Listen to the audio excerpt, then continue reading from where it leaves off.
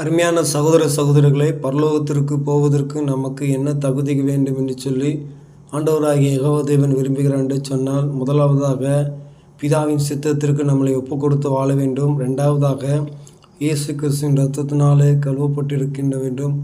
மூன்றாவதாக ஆமென், ஒருவன் ஜலத்தினாலும் ஆவினாலும் பிராவிட்டால் தேவனுடைய ராஜ்யத்துக்குள் பிரவேசிக்க மாட்டான் என்று சொல்லி ஆமென் பரிசுத்த வேதாந்தத்தில் நம்முடைய ஆண்டவராகிய இயேசு கிறிஸ்து சொல்லி வைத்திருக்கிறார். ஆமென். அது மட்டுமல்ல, அப்படி ஜலத்தினாலும் ஆவியினாலும் பிறக்கும்போது ஆமென் தேவன் அவருடைய செய்கைகளை நமக்கு அறிவிக்கிறார். அந்த செய்கைகளின்படி அவர் என்ன சொல்கிறாரோ அதை நாம் செய்ய வேண்டும். ஆமென்.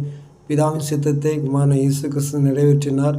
அதே போல் குமாரனுடைய விருப்பத்தை நாமளும் நிறைவேற்றும் போது ஆமென் அந்த சொர்க்கம் என்னும் பரலோகத்திற்கு நாம் தகுதியுள்ளவர்களாக மாறுவோம். ஆண்டவருடைய நாமத்தை மேன்மைப்படுத்த ஆண்டவர் நமக்கு உதவி செய்வாராக.